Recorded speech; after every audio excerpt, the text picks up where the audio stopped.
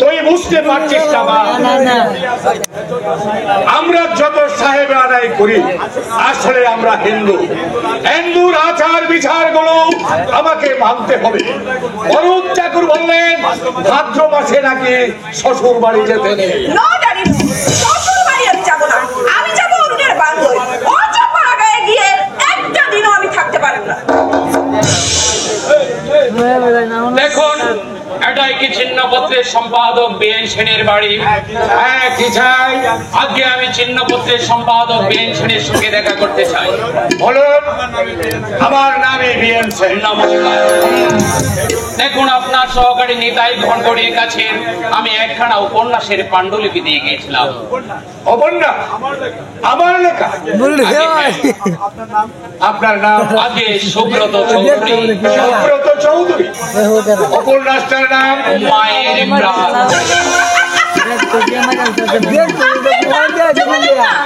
সব পুরনো কাশুন্ডি মায়ের প্রাণ।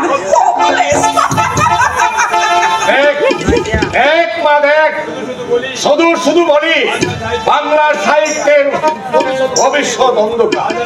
বাজারের আলু পটলওয়ালা থেকে শুরু করে রাস্তার ককরগুলো পর্যন্ত কলম ধরতে শিখেছে। এই সব অর্বাদ ছিলেন বলেই বাংলা সাহিত্যকে এনে দিয়েছে বোর্ড খোলা।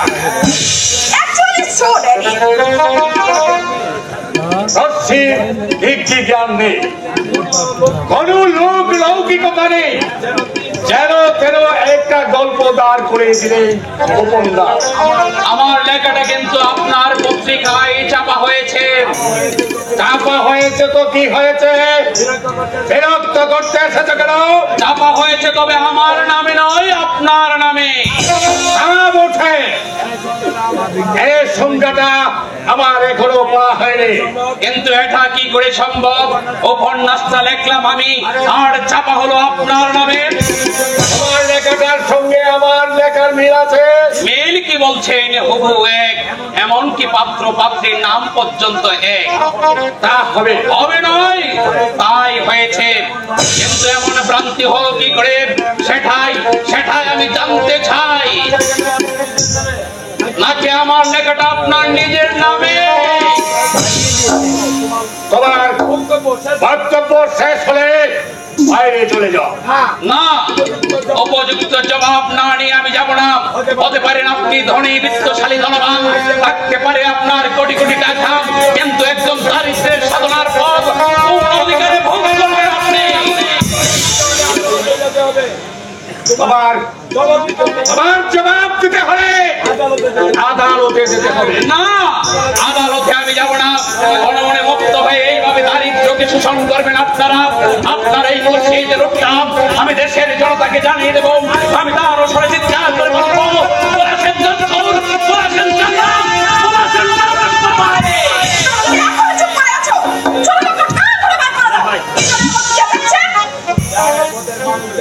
পথের মাতুর মানুষ দেখলে রাস্তার বেয়ারিশ কুকুরগুলো পর্যন্ত ঘেউ ঘেউ করে। আপনি জোচ্ছর, আপনি জালিয়াত, আপনি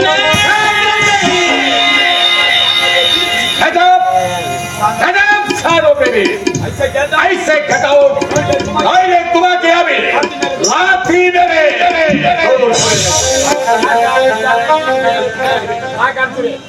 টাকার জোরে দিলকে তোমরা রাত করছো বলাছেন, কিন্তু চিরদিন এমনি ভাবে চলবে না।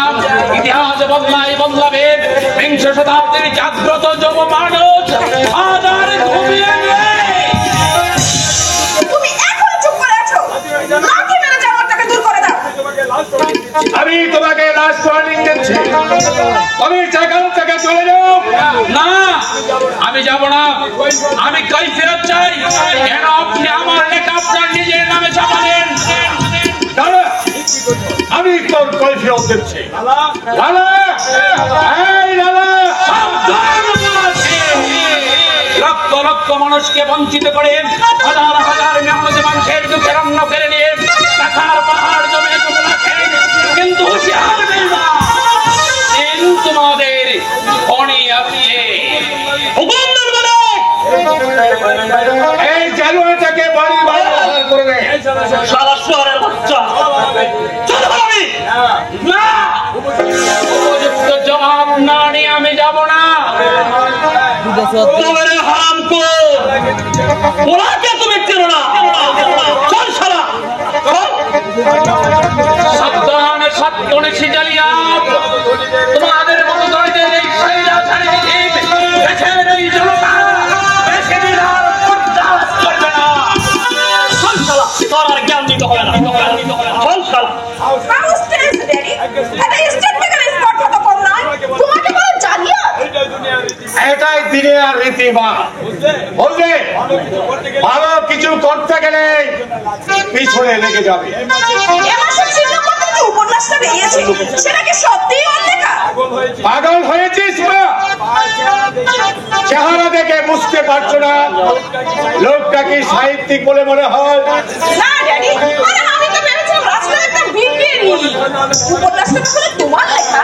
হ্যাঁ, লেখাটা আমার অদ্ভুত হয়েছে। ইতিমধ্যে সিনেমা কোম্পানি ওর চিত্র সত্য কেনবার জন্য পত্র দিয়েছে। উফ ড্যাডি, তোমার লেখা উপন্যাসে ছবি হবে, কি ভালো যে লাগছে আমার। জানো অনেকেরই আছে, কিন্তু সাহিত্য খাকে চারটেখানি কথা। আজ কিন্তু তোমার সঙ্গে আমার খুব রাখা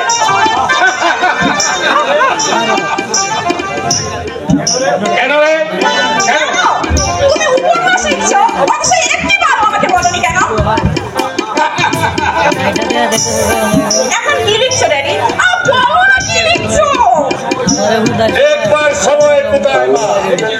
দেখছিস তো চারদিকে জড়িয়ে আছে দুটো ঔষধের কারখানা, একটি জমি, তার উপরে মাসিক সম্পাদনা। লিখবো কখন? ও সমস্ত কাজ তুমি বাদ দাও, তোমাকে দিনকাল সাহিত্যিক হতে হবে। মনুষ্যত, তারাঙ্কর, সুবোধ ঘোষ, মানিক বন্ধুর কথার মতো তোমাকেও বিখ্যাত হতে হবে। কিন্তু ড্যাডি, এর মধ্যে কোনো কিন্তু নেই। লিখতে তোমাকে হবে। বন্ধু বান্ধবের কাছে আমি বুক ফুলিয়ে বলতে পারবো my father is a great novelist. আমার অনুরোধ তুমি রাখবে। ঠিক আছে মা, দেখা যাক কি করা যায়। সিনেমা কোম্পানির লোক এসেছে হুজুর। বসতে দে, ঠিক আছে আমি আসছি। ওহ ড্যাডি, কি আনন্দ যে আমার হচ্ছে। তোমার উপন্যাস ছবি হবে। কথাবার্তাটা পাকা করে নেই। শোনো ড্যাডি, তুমি জানো আবার বেশি টাকা পয়সার জন্য জিদ ধরো না। ওরা যা দেয় তাতেই তুমি রাজি হয়ে যেও। ঠিক আছে মা, ঠিক আছে।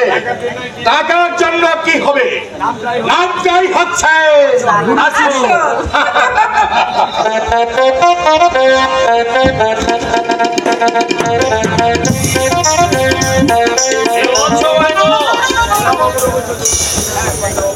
হ্যাঁ কথা বাবু, বলো বাবুর অবশ্যই দোষ কি?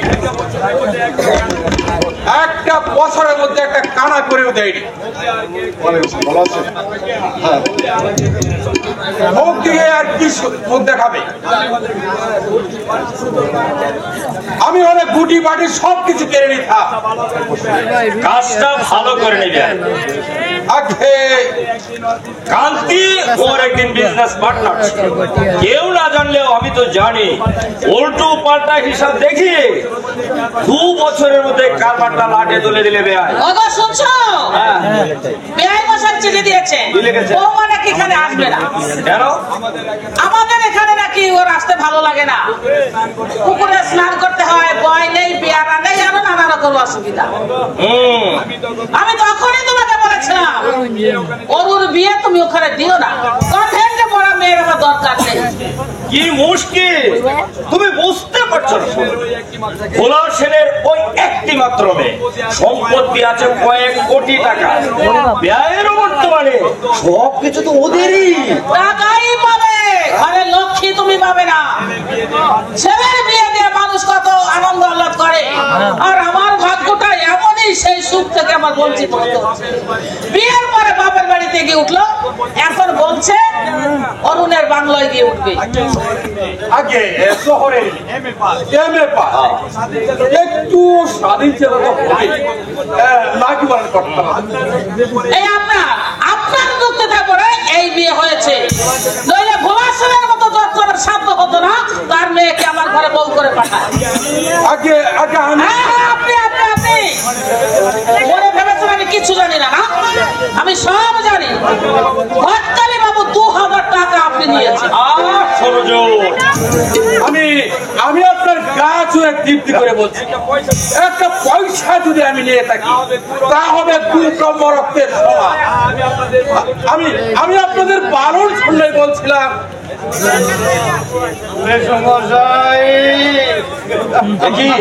দেবব্রত,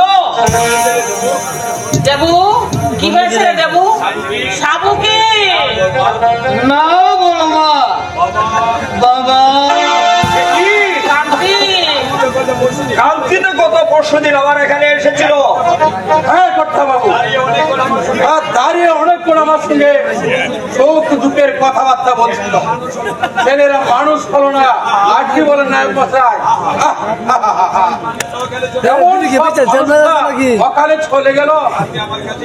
কালকে আমার কাছে কিছু সাহায্যের জন্য এসেছিল। আমি যদি গুণাগ করে জানতে পারতাম এই দেখায় আমাদের শেষ দেখা। আমি ভাবছি স্বামীটার কথা, জীবনটা ওর দুঃখে দুঃখেই কেটে গেল, সুখের মুখও কোনোদিন দেখতে পেল না। কি হয়েছিল রে দেবু? সে পুরনো অসুখ পক্ষাঘাতে আপনাদের গ্রাম থেকে রওনা হয়ে বাড়ি পর্যন্ত বসতে পারিনি। পথের মাঝে তোমাকে সান্ত্বনা দেওয়ার ভাষা আমার জানা নেই দেবু, তবে মা বাবা চিরদিন কেন থাকে না? তোমার বাবা রোগ যন্ত্রণা ভোগ করছিল, এক ভালোই হয়েছে। হ্যাঁ কর্তা বাবু, ভগবান যা করেন তার মঙ্গলের জন্যই করেন। স্বামী বুঝি খুবই ভেঙে পড়েছে না রে? হ্যাঁ বড় মা, বাবা মারা যাবার পর ছোট দিন এক ফোঁটা জল পর্যন্ত মুখে দেয়নি। শুধু বলছে নিষ্ঠুর বিধাতায় কি করলেন না দেবু? কোন পাপে আমার এই জীবন যন্ত্রণা? ভেঙে পড়াটাই স্বাভাবিক। সমস্ত আত্মীয় স্বজনের কথা অগ্রাহ্য করে, বাবার নিষেধ অমান্য করে কান্তিকে বিয়ে করেছিল স্বামী।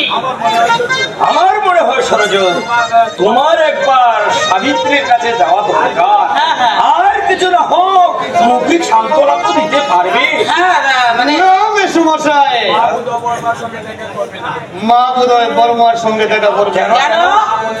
মা বললে ওরা বড় লোক, টাকার অহংকারে ওরা মানুষকে মানুষ বলে গণ্য করে না। দেবু হ্যাঁ বড় মা, আমাকে বলে ওদের কাছে তুই যেতে পারবি না, আমি দুয়ারে দুয়ারে ভিক্ষে করে স্বামীর শেষ কৃতিত্ব সম্পূর্ণ করব, তবু ধনীর আত্মীয়র কাছে হাত পেতে দাঁড়াবো না। এমন কথা বলতে পারলে সাবু? যা হবার হয়ে গেছে, ও নিয়ে আর মন খারাপ করো না। এখন ওরা যাতে শুদ্ধ হতে পারে তার ব্যবস্থা করো। ভোলা বাবু নাকি তোমাদের বস্তি থেকে তাড়িয়ে দিয়েছে। না মানে আমি ঠিক অরুণের শ্বশুরটা হচ্ছে একটা 1 নম্বরের চামা। 1 বছরের বাড়ি বাড়ানো হয় বাকি পড়েছে, তাই বলে ছোট লোকের মতো ওদের ঘর ছাড়া করবি? তুই যে ওদের 40,000 টাকা মেরে খেলি, তার কি? অসব কথা বাদ দাও, কালকে সাতদের কি করা যায় তাই বলো। কান্তির এই শেষ কাজ, আমি চাই বেশ ঘটা করে ওর শান্ত শান্তি হোক। নইলে লোকে বলবে ওরা না হয় গরিব, কিন্তু তোর ভগ্নিপতি তোর গরিব নয়।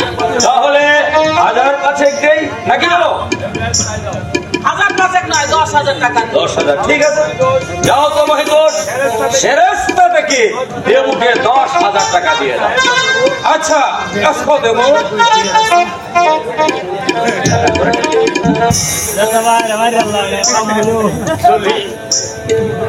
চলি বড় মা।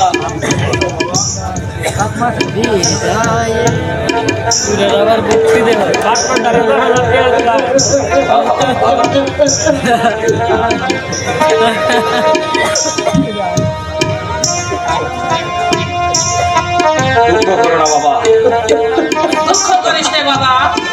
বাবা মা কারো চিরদিন বেঁচে থাকে না।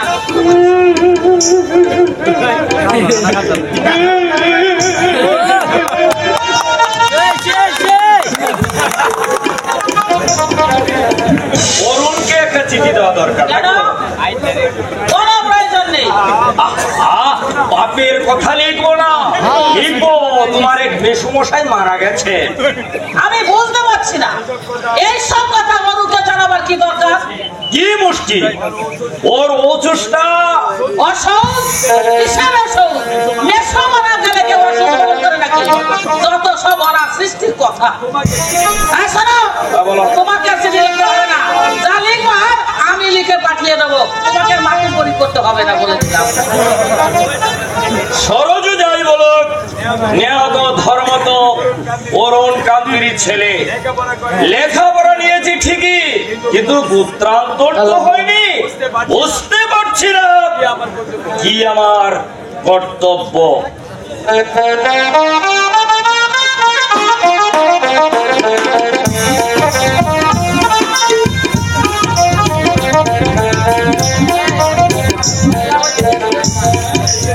ওদিকে সমস্ত কিছু বুঝে নিয়েছেন তো মাসিমা? হ্যাঁ মা, বেলা 10টার মধ্যে আপনাকে রান্না বান্না শেষ করতে হবে, কারণ সাহেব খেয়ে দিয়ে 11টা কোর্টে চলে যান। মেজাজ কেমন মা? রাগি নন তো? না না না, একেবারে মাটির মানুষ, এতটুকু অহংকার নেই। একদিন কি হয়েছিল জানেন? মাছের ঝুলে নুন দেওয়া হয়নি। সাহেব খেয়ে দিয়ে দিব্যি কোর্টে চলে গেলেন, কিছুই বললেন না। বাবা খেতে বসে চিৎকার করে উঠলেন, কি করেছিস হতচ্ছাড়ি? মাছের ঝুলে নুন দিসনি? কেউ অখাদ্য করে তুই সাহেবকে খাইয়েছে? নির্ঘাত আজ আমার চাকরি খেয়ে দেবে। তারপর বাবা কোর্টে বেরিয়ে গেলেন, আমি কান্নাকাটি করে না খেয়ে শুয়ে পড়লাম। জানেন বিকেলে সাহেব সে কথা শুনে কি হাসি! কি মানুষ, হাকিম বলে মনেই হয় না। আমার এক ছেলে হাকিমে বলে আপনার ছেলে হাকিম? না না না না, মানে আমার ছেলে ঠিক নয়, আমার দিদির ছেলে। ও তাই বলুন, আমি ভাবলাম হাকিমের মা এসেছে বুঝি রাধুনি কাজ করতে। কোথায় আছে আপনার বোনপু? তা তো জানি না মা, অনেক দিন হলো তার সঙ্গে আমার কোনো যোগাযোগ নেই। নাম না বলতে পারলে চিনবেন কি করে? আর তাছাড়া মাসিমা, আপনার হাকিম বোনপু হয়তো আপনাকে চিনতেই চাইবে না। হ্যাঁ, তুমি ঠিকই বলেছো মা। কচি, আমার কচি হয়তো আমাকে আর চিনতেই পারবে না। থাকলো এবার রক্তের সম্বন্ধ, রাস্তার ভিখিরিকে বড় লোক আত্মীয়রা আত্মীয় বলে কোনোদিন স্বীকারই করবে না।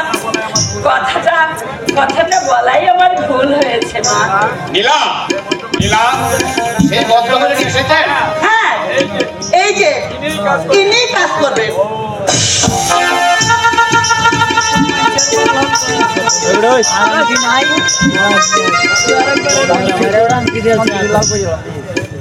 আর দেখুন, আমি কিন্তু চাল মশলা একটু বেশি খাই। শ্রীমতি মতো ওর কাছে মিষ্টি দেবেন না। ও মা, বাড়িতে মিথ্যে কথা বলতে পারেন আপনি? আমি বুঝি তরকারি দে চিনি ঢেলে দাও। এখন তো সে কথা বলবেনি, রান্নার লোক এসে গেছে না। নীলা, আমার মনে হয় সমস্ত কাজ উনি একা পেরে উঠবেন না। চেহারা দেখে মনে হয় নেহাত দায়ে পড়ে এই কাজ করতে এসেছে। আচ্ছা, বাড়িতে আপনার কে কে আছে? দুটি ছেলে আর অসুস্থ স্বামী। ছেলেরা কিছু করেন না? বড়টি বিয়ে পাশ করে বেকার হয়ে বসে আছে, আর একটি নেহাতি নাবালক। কিন্তু এই সামান্য মাইনেতে কি করে চলবে আপনার? বাড়ি কি নিজেদের না ভাড়া বাড়ি? বস্তিতে থাকি। আপনি বলে এক কাজ করুন, আমার আউটা যে অনেকগুলো ঘর খালি করে আছে, সবাইকে নিয়ে এখানে উঠে আসুন। আপনার পোকা পড়াশোনা করে? ক্লাস 5 পর্যন্ত পড়িয়েছিলাম, কিন্তু আর পড়াতে পারিনি। ঠিক আছে, আপনার পোকা সকালে আমার হাট বাজার করে দেবে, দুপুরে স্কুলে যাবে, রাত্রে পড়বে ডিলার কাছে। এর করুন না, এর জন্য আপনার পোকা 10,000 টাকা আমি বেশি দেবো। আপনার এই ঋণ আমি জীবনেও শোধ করতে পারবো না বাবু। আমার মতো দুর্ভাগিনী এই পৃথিবীতে হয়তো আর দুটো নেই। দারিদ্রের কঠোর নিষ্পেষণে আমার দম বন্ধ হয়ে আসছে বাবু। চারিদিকে শুধু সীমাহীন অভাব আর অভাব। কচি বাচ্চাটার মুখে আমি এক মুঠো ভাত তুলে দিতে পারছি না। আপনি কাঁদবেন না, ব্যবস্থা একটা হবে। হ্যাঁ মাসিমা, অরুণদা যখন ভরসা দিচ্ছে সবাইকে নিয়ে এখানে চলে আসো। আসবো মা, আসবো, কিন্তু এ মাসের বাড়ি ভাড়া না দিলে। ও আচ্ছা, দেখুন এই 50টি টাকা আপনি নিয়ে যান, এরা সুদ করে আপনি বুঝলেন? না বাবু, 2 মাসের মাইনে আগাম নিলে। ভয় নেই, এই টাকা আপনার মাইনে থেকে কাটা যাবে না। আপনার পরিজনদের আমি না খেয়ে মারবো না। নিন, টাকাটা রাখো। কিন্তু বাবু, সংকোচ করছেন কেন মাসিমা? নীল টাকা কয়টা? আচ্ছা দিন। একটা গাড়ি করে মালপত্র যা আছে সব কিছু নিয়ে চলে আসুন। আজকের ডাকে এই চিঠিটা এসেছে স্যার। দিন। আমার বাইরে আইছে সিটি তো জটিল সিটি মরছে দেন কোথা থেকে এসেছে স্যার? বাড়ি থেকে। কোনো দুঃসংবাদ অরুণদা? হ্যাঁ নীলা, মা লিখেছে আমার এক মেসুমশাই কান্তি যদি নাকি মারা গেছে। না, না, সে মারা যায়নি, সে মারা যায়নি। আমি তাকে। কি বলছেন আপনি? না, না, মানে আমি বলছিলাম কি, এরকম অনেক সংবাদ বেরোয়, যা সত্যি নয়, হয়তো বা এটা নাও হতে পারে। আমি তাই এই চিঠি আমার মা নিজে হাতে লিখেছে। এই তো মা লিখেছে। তোমার মা, মানে আপনার মা? হ্যাঁ, এই তো লিখেছে। তোমার মেসুমশাইয়ের মেদু ছেলে দেবব্রতের মুখে খবরটা পেলা? দেবু এমন কথা বলেছে? দেবব্রতকে চেনেন আপনি? না, না বাবু, না, না, আমি তাকে আমাদের পাড়ার একটা ছেলে, তার নামও দেবব্রত। আমি ভাবলাম বাবু, আমি চাই বাবু, আমার মাথাটা কেমন, আমার মাথাটা কেমন করছে। আমি চাই বাবু, আমি চাই, আমি চাই। বিকালে মালপত্র নিয়ে আসবেন তো?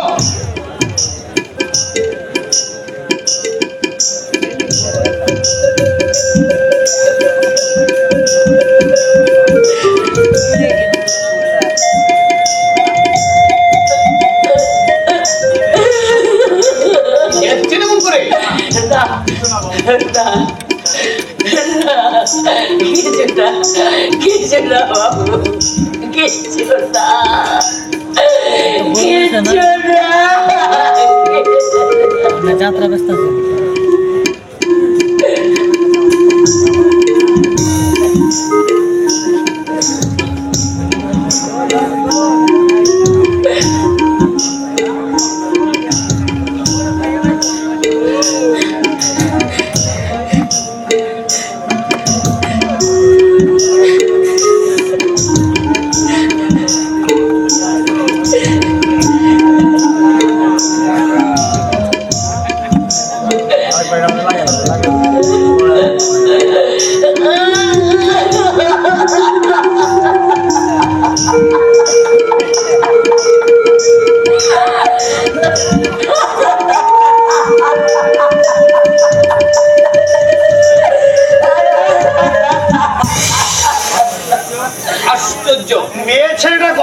স্যার।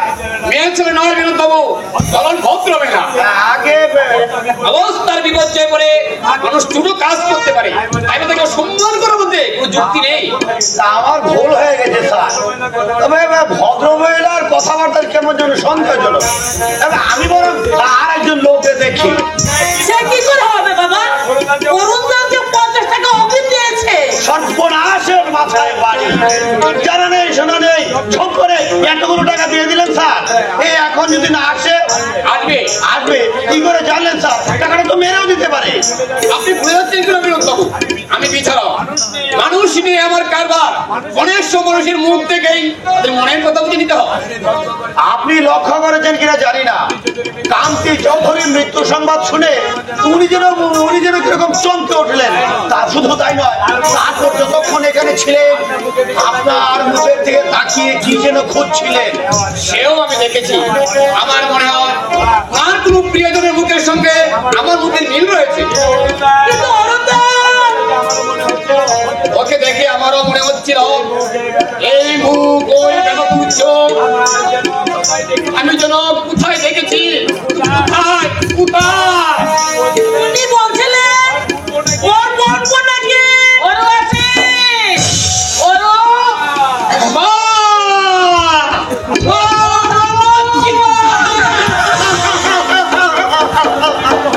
ওরে ছাড়, ছাড়। এতদিন পরে বুঝে কত বলে ছেলে কথা তোমার মনে পড়লো না? ওরে ছাড়, ছাড়। কি ছেলে মানুষই করছিস? এমনি করলে হাকিম বলে কেউ মানবে? কেন আসুনি বলো মা, কেন তুমি আসুনি বলো? এখান থেকে ইস্তাম্বুল 4 ঘন্টার পর। বলছি। এরা কারা ওরও? উনি বিনোদ বাবু, চাপরাশির কাজ করে। আর এর নাম লীলা, বিনোদ বাবুর মেয়ে। ও আপনার শ্রীচরণের দাস আর কি। দাদা এ আপনার মেয়ে বুঝি? থাক মা, থাক। আশীর্বাদ করছি তুমি চির সুখী হও। আমি যাই অরুণদা, মাসিমার জন্য রান্নার ব্যবস্থা করে কি? না মা, না, ওসবের দরকার নেই। আমি এক্ষুনি চলে যাব। সে কি মা, আজকে থাকবে না? না বাবা, বাড়ি থেকে এক দণ্ড বের হবার উপায় আছে? একা মাত্র। যেদিকে চোখ না দেবো সেদিকে অন্ধকার। তাহলে তুমি এক কাজ করে নিলাম, তুমি বলো কি জল খাবার তৈরি করো। মা যখন তাকেই চাইছেন না। আচ্ছা অরুণদা, বাবা তুমি এদিকে একবার এসো তো। এসো এসো।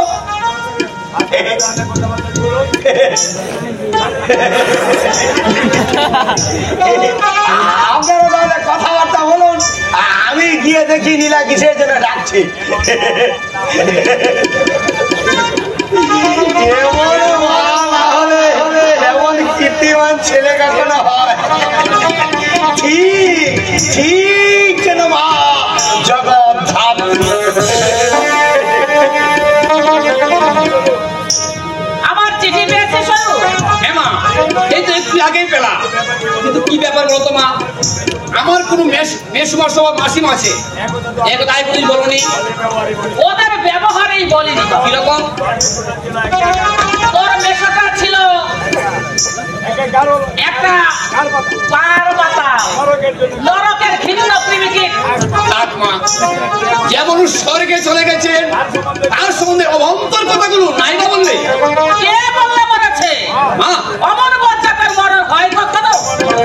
যে আমার বাপটা বাতাম তেমনি ছেলেগুলো হয়েছে একটা চোর চোর জ্বালিয়া। আমার কথা আমি ঠিক বুঝতে পারছি না মা। 3 দিনের আগে তোর মেসো বসার মেজো ছেলে গলায় কাঁচা বেঁধে দেব করতেছে আমি। বললো আমার বাবা মারা গেছে। তারপর তোর বাবার কিন্তু একটু সন্দেহ হয় না। পারলৌকিক কাজের জন্য আমরা ওকে 10,000 টাকা দিই। একবারও ভাবিনি যে ওই লোকটা মিথ্যে কথা বলতে পারে। একচুয়ালি ঘটনা হচ্ছে মেসুমা সময় জানি, এই তো হ্যাঁ, খুব মাথা কাটিয়ে বন্দিটা বের করেছে তো। তুই হাসতে জানো? রাগে আমার সর্বাঙ্গ রিরি করে জ্বলছিল। তোর বাবা অবশ্য থানায় ডায়েরি করেছে। কি দরকার ছিল মা এসব নিয়ে থানা পুলিশ করবা? দড়ি বাদ দিও না হয় 5,000 টাকা টুকিয়ে নিয়েছে। তুই কি বলছিস বাবাকে তুই মানা করে দিও মা। কি সব দরকার আত্মীয়ের সঙ্গে ঝামেলা করে? তোমাদের আছে আর ওদের নেই, আর নেই বলে তো নিয়েছে। তুই জানিস না বাবা, ওদের পেছনে আমি গাদা গাদা টাকা ঢেলেছি, দুটো মেয়ের বিয়ে দিয়েছি, গোপনে ছেলেদের পড়ার খরচ জুগিয়েছি। সেই কৃতজ্ঞতা বোধ আছে ওদের? মেসুমাসও যে বেঁচে আছে এই খবরটা তুমি কোথায় পেলে? তোর বাবা নাকি এই শহরের পথে কান্তিকে দেখেছে। ওরা তাহলে এই শহরে আছে? হ্যাঁ, কিন্তু সাবধান অরু, কান্তি চৌধুরীর বংশের কারোর সঙ্গে তুই কোনো সম্পর্ক রাখবি না। ওরা মানুষ নয়, ওরা হচ্ছে সাপ। মা, আমি যদি তোকে 10 মাস 10 দিন গর্ভে ধারণ করে থাকি অরু, তাহলে আমার মাথার দিবি ওদের সঙ্গে তুই কোনো সম্পর্ক রাখবি না। আর যদি রাখিস তাহলে তুই তোর মায়ের মরা মুখ দেখবি। কি আশ্চর্য! মা হঠাৎ এমন উত্তেজিত হয়ে উঠলেন কেন? 5,000 টাকার জন্য? কিছুই আমার মাথায় ঢুকছে না। এই দুনিয়াটা ঘুরলাম আমি, ওরে বাকি রাখলাম না, কিছু বাকি রাখলাম না। আমার মনের মতো একটা মন, এই দুনিয়াটা ঘুরলাম, কত বাকি রাখলাম না, কিছু বাকি রাখলাম না। আমার মনের মতো একটা মন, আমার মনের মতো একটা মন, এই দুনিয়াটা ঘুরলাম, আমি বাকি রাখলাম না, কিছু বাকি রাখলাম না। আমার মনের মতো একটা মন, আমার মনের মতো একটা মন পাইলাম না।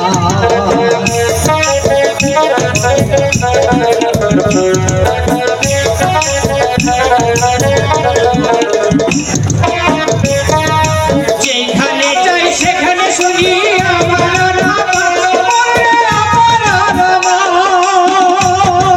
দেখলো না কেউ যাচাই করে এই দুনিয়াটা।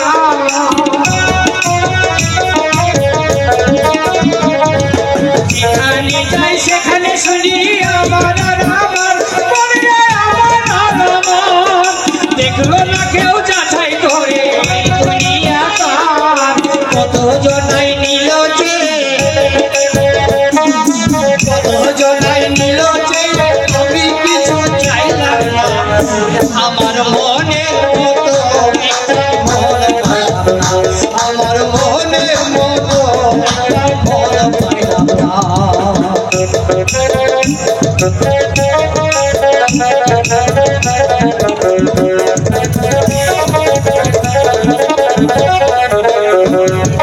ভেবে দেখে মন তুই করে দুনিয়ার মাঝে,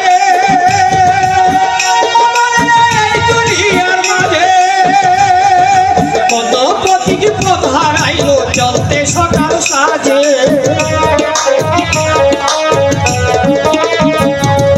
ভেবে দেখে মন তুই করে দুনিয়ার মাঝে, এই দুনিয়ার মাঝে কত প্রতীক পথ হারাইলো চলতে সকাল সাজে। আর আমি প্রতীক পথ হইলাম, আমি প্রতীক পথ হারাইলাম, মনের মানুষ চিনলাম না। আমার মনের মতো একটা মন পাইলাম না, আমার মনের মতো একটা মন পাইলাম না। এই দুনিয়াটা ঘুরলাম, আমি বাকি রাখলাম না, কিছু বাকি রাখলাম না। আমার মনের মতো একটা মন পাইলাম না, আমার মনের মতো একটা মন পাইলাম না। আমার মন